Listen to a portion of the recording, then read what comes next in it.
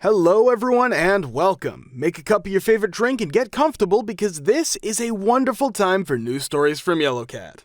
Send your own stories in the comments below and maybe they'll be in our new video.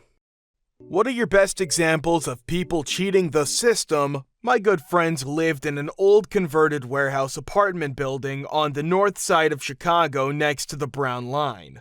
It had a parking lot for the tenants of the building and the businesses on the first floor. The landlord paid attendants, let's call them parking midgets, to basically guard the lot. If you lived there, you could park there, but for everyone else, it was an exorbitant fee. The parking midgets worked from about 8 a.m. to 9 p.m. Anyone who's driven in Chicago knows that finding parking is generally a nightmarish, beastly experience. Anyway, I'd hang out with my buddies in this building a good deal. Their apartment was nice and big, we'd play music and drink tequila, sometimes until 6 in the morning. The way I worked it was, I'd pull into this lot right after the parking midgets had gone home on a Friday night, then leave it there all weekend until they left on Sunday. They never saw me enter the lot and thus could never charge me anything. Eventually I got lazy and they started recognizing me in my car. These parking midgets began to demand money, to which I'd pull out my empty pockets, perhaps setting a free lone moth. A cat and mouse game persisted for about a month until one day I was walking down the street to go into my friend's apartment. My car was parked in its usual spot. One of these fiendish parking midgets slinked over and stepped in between me and the front door saying, "You owe me over $200 and you still keep parking here. I know you own that silver Honda and I'm calling the towing company right now." He read off my license plate number. "F you," I said, and I went upstairs. Knowing a tow truck would be pulling in this lot to impound my car, I clambered out the third-story window in my friend's living room onto a fire escape where I could perch over the parking lot and observe the devilish parking midgets standing their guard. I slowly scaled down the fire escape, which dropped me behind some dumpsters in the far end of the lot. I knew that if I could wait here until a train came by on the Brown Line, I could run to my car and start it without them hearing. A train came within minutes and I knew it was my chance. I raced my car, opening the passenger door from a crouch, jumped across to the wheel, and turned the ignition. Keep in mind, these EL trains are very loud, and this one was literally right above this parking lot. Before that train had passed, I'd accelerated past the parking midgets and onto Wells Avenue before they knew it hit them. And my car was not towed that day. I work in property management. Sometimes when someone can't pay rent, they go to local churches or other agencies to get their rent money. We had a manager that had a roommate, and the manager would constantly serve her roommate with past due notices on our letterhead. The roommate would take those and go and get money, claiming that she would be evicted. We only found out about this after the manager was terminated for something else. This went on for years. When I was in the Army at AIT, we had our last chance to turn in damaged uniforms without paying for the replacements. I was right behind Lopez as he went up to the counter and told the lady there that he had been given the wrong size cap. He had one size 8 that fit and one size 7 1/4 that didn't. He asked if she could replace it. "No, honey, Georgia Nice, I can only replace damaged uniform components," she said, casually pulling a seam ripper out of her pocket, placing it on the counter and turning away. I am guessing Lopez didn't have a mom who sewed because he looked at it and up at her, wondering what was going on. I reached past him, grabbing the seam ripper and the cap. A quick zip sound later, and the lady turned around, looked at the cap, and said, "Oh honey, you didn't say it was ripped. You need a size 8 then?" Not sure if we were pulling one over on the man or just participating in a really stupid system. Stayed in through Gulf War I, so I think I know the answer. I worked at an electronics store, let's just call it Stereo Hut. And my particular store was an outlet, which was basically a dumping spot for all of the Stereo Hut's damaged or box damaged items that were shipped to the individual huts, but then returned because they couldn't sell it in that condition. So I was the only person who knew what was coming in, when, and how much of it. All the invoices were not in the corporate system. So most of the time, only 5 out of 20 boxes on a pallet were damaged. Since we purchased all these items at a third of their cost, our store could turn around and sell the good boxes at full price, thus generating a large profit. This was our cover from any nosy suits that once in a while would show up looking at our paperwork. As for the damaged items, they were ours for the taking. I was in high school and I had my entire room outfitted with electronics. It was like the Batcave for potheads. There's this guy who comes to my theater who literally has not paid for a movie ticket in 5 years. We have a bonus card that allows people to build up points every time it was swiped. What this guy has done is accumulated enough points to be in the High Earners Club, meaning he has earned more than 250 points. The system is supposed to cap your daily point earnings at 25 between box office and concession, but this guy has found a way around it, earning himself between 60 and 100 points each visit. Rewards are given every 50 points, free SM, popcorn, free SM, drink, free movie ticket, respectively. So that means every time he comes, he gets something for free. The way he does it is only coming on Thursdays, where the people in the High Earners Club get an extra 10 points when they purchase tickets. There are also certain movies that have point bonuses, so what he'll do is get his movie ticket for the day with the extra 10-point bonus for using his card, go back to the box office to buy another ticket for a promotional movie for another 20 points, then rinse and repeat for any other movies with extra points.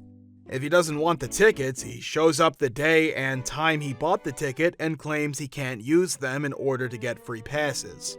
You might say though, I thought you said he never bought the tickets. Here's the kicker. He goes onto sites like eBay and buys movie cash for pennies on the dollar. He can literally get $100 worth of movie cash codes for $25.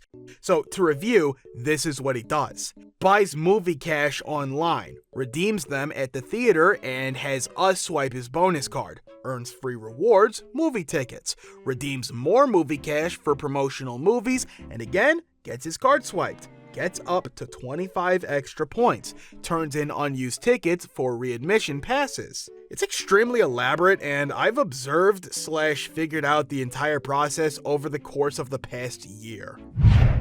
I used to work for Best Buy, and over time discovered they were just a dishonest company. So what better way to demonstrate that than to be a dishonest D-bag myself?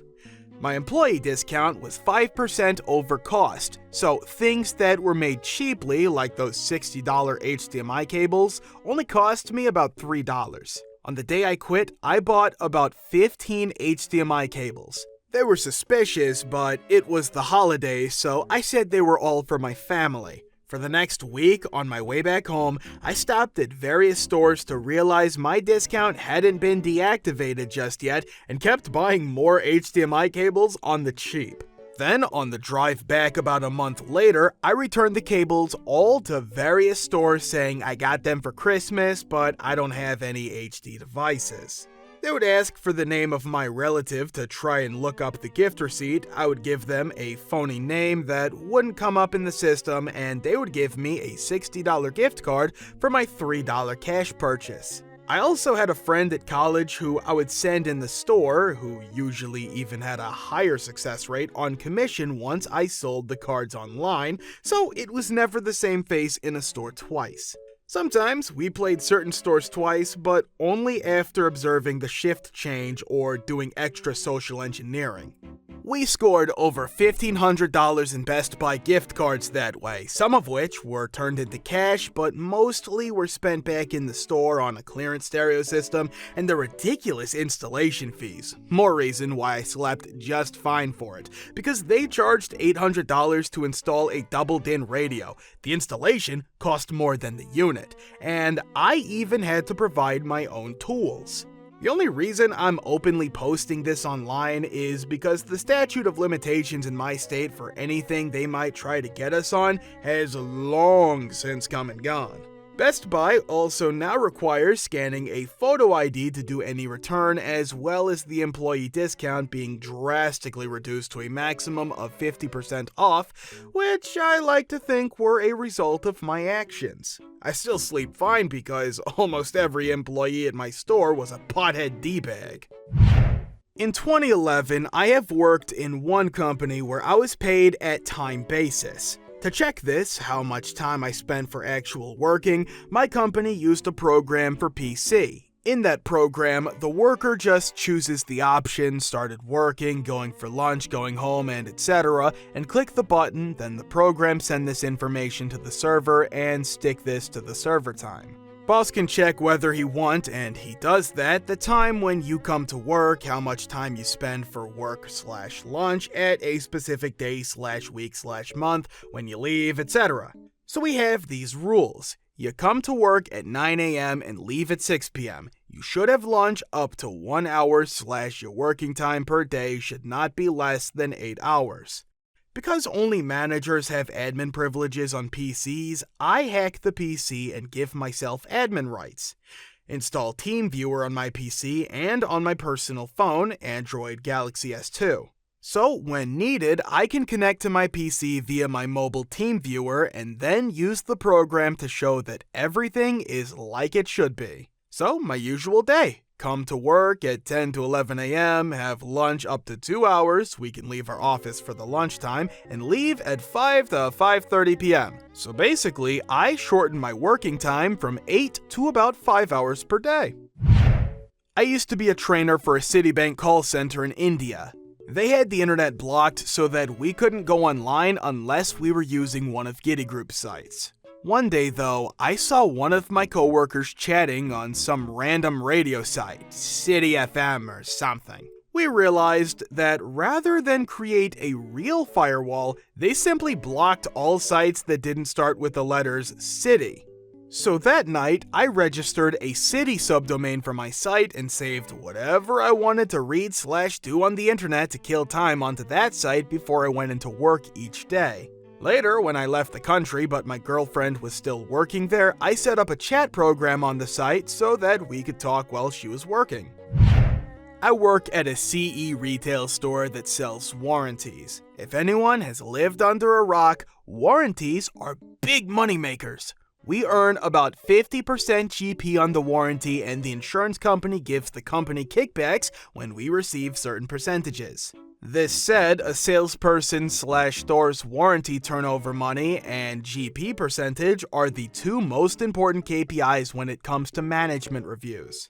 There was this kid that used to work at my store that just marked down the main items to a near or even below cost value and make the warranty a ridiculously low amount, like $3 or even free. He'd do this every single time and have an amazingly high warranty percentage of overall turnover that has been put towards warranties. This made him look good in front of management, but upon closer inspection, you'd see that his GP percentage of turnover that's profit, was insanely low, and he was, of course, losing money. He only stuck around a month or so, and I knew about it the whole time. I don't think anyone else noticed until after he left and I pointed it out. Not sure though. To be fair, gaming the system is something that's commonplace, but not to a degree that results in a loss of profit. You always deduct profit from a non-warranty or attachment item to have a higher attachment money/percentage and warranty money/percentage, but this guy knew that he was gaming the system full stop. I worked at a place with about 300 people once where they stocked the fridge with soda that we could take for free. One of my coworkers had the thought they were throwing out all these 12-pack boxes of Coke products, but probably not taking the Coke reward points off of them. Sure enough, in the back elevator every day, boxes and boxes of my Coke reward points. It then became a daily tradition to go through the 12-pack boxes and take every single My Coke Rewards code. I had an account for every day of the week because I'd max it out with a limit of how much you could enter per week and was using the points to get gift cards for various places they offered at the time. I got many free Subway sandwiches with those gift cards, and some free tickets to Six Flags. Thank you for subscribing, the likes, and the comments. See you in the next video.